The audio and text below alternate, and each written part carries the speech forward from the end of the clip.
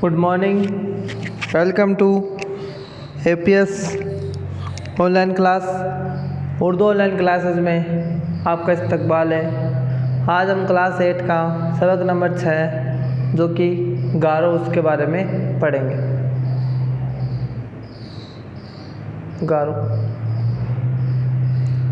गारो मेघालय सूबे की एक अहम काबिले जात है।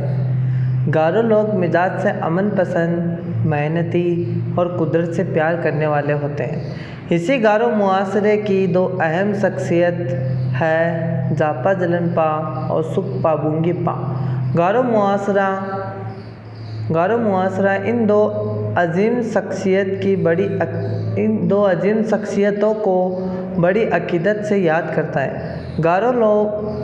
गारो लोग मेघालय में कैसे बस गए, इसके बारे में एक कहानी मशहूर है। कहा जाता है कि हज़ारों साल पहले गारो कबीले के बुजुर्ग चीन और तिब्बत की वादियों में इधर उधर घूमते फिरते थे। जहाँ खाने पीने की चीज़ें मिल जाती वहीं ठहर जाते थे। जब खाने की किल्लत होती तो नई जगह की तलाश में निकल पड़ते थे। ये खाना बदोशी वाली कैफियत कब तक रही, इसका अंदाज़ा नहीं लगाया जा सकता। खाने की तलाश में भटकने के अलावा गारो कबीले को ख़राब मौसम और जंगली जानवरों से भी मुकाबला करना पड़ता था। इसकी वजह से गारो लोग बहुत परेशान रहते थे। इन्हीं दिनों गारो मुआशरे में जापा जलनपा और सुखपा बुंगीपा का जन्म हुआ था। इन दोनों ने अपने कबीले के लोगों की तकलीफ़ को देखा और समझा। इन्होंने कबीले के लोगों को इस हालत से निकालकर कहीं अच्छी जगह ले जाने का फैसला किया। दोनों ने कबीले के लोगों को इकट्ठा किया और बताया कि वो इन्हें खूबसूरत मुकाम पर ले जाएंगे। कबीले के लोग उनकी बड़ी इज्जत करते थे। उन्होंने उनकी बात मान ली। कहा जाता है कि जलनपा और बुंगीपा इतने निडर और बाअसर थे कि जंगलों के खूंखार जानवर भी उनकी आहट सुनकर भागने लगते थे।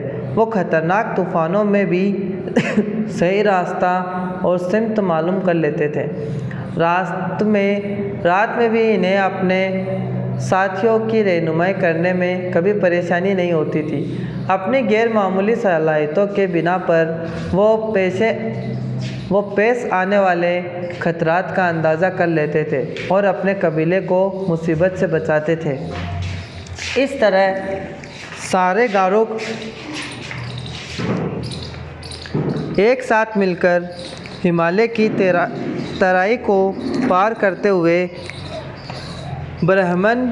ब्रह्मपुत्र नदी के वादियों के जानिब बढ़े। वो अपने सामान, घोड़े, जानवर वगैरह अपने साथ लेकर चल रहे थे।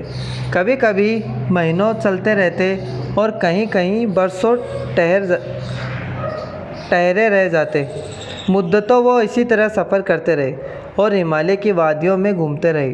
जलनपा और बुंगीपा ने अपने साथियों को हमेशा आगे बढ़ने की तरगीब दी। बरसों की तकलीफ दे सफ़र के बाद गारो कबीले आसाम के मैदानी जंगलों में पहुंचा। कहा जाता है कि उनका पहला पड़ाव कूच विहार के जंगलों में पड़ा। उस ज़माने में कूच विहार पर आसाम के राजा का कब्जा था।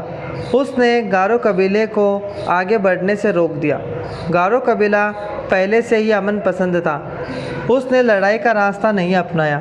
जलनपा और बुंगीपा ने आसाम के राजा से बातचीत करके इन्हें समझाया और राजा इन्हें रास्ता देने के लिए राज़ी हो गया। उसकी शादी एक गारो लड़की से करवा दी गई और इस तरह माहौल खुशगवार हो गया। कुछ लोगों की राय है कि यह वाक़या पहली सदी कब्ल मसीह का है। आज कूच विहार का इलाका मगरबी बंगाल में शामिल है। कहा जाता है कि गारो कबीले के कुछ लोग कूच विहार में बस गए थे। आज भी कूच विहार और आसपास के इलाकों में गारो कबीले के लोग आबाद हैं। अब जलनपा और बुंगीपा ने अपने कबीले के लोगों को अपने कबीले को गारो पहाड़ी के वादियों में चलने की सलाह दी। ये वादी बेहद खूबसूरत थी। यहाँ के पहाड़ी झरने, जंगली फूल फल, जड़ी बूटियाँ, जानवर और परिंदे माहौल को बेहद खूबसूरत बना रहे थे। ज़मीन भी ज़ेरे खेज थी, इसलिए इन्होंने वहीं बसने का फ़ैसला किया। आज ये इलाका गारो कबीले की असल रिहाइश का इलाका बन गया। गारो कबीले इसे मुक़द्दस ज़मीन मानते थे। गारो शुरू से ही कुदरत से मुख्तलिफ वसाइल की तलाश को ही अपना शौक़ मानते हैं। जंगलों में घूमना, फल फूलों, अनाज, जड़ी बूटियों की तलाश करना, खेती के लिए ज़ेरे खेत ज़मीन की पहचान करना इन्हें शुरू से ही पसंद रहा है।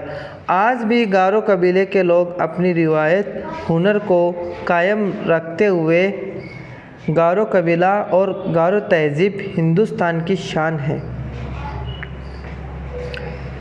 अल्फाज माने मुआसरा, समाज, खाना बदोशी, ऐसा कबीला जो कोई मुस्तकिल घर नहीं बनाते बंजारे।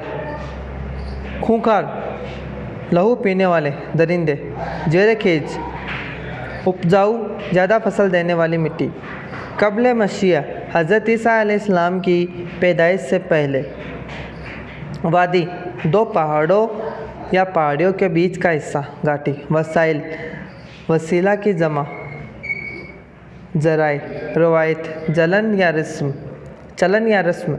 अकीदत, ऐसी मोहब्बत जिसमें इज्जत का जज्बा भी शामिल हो।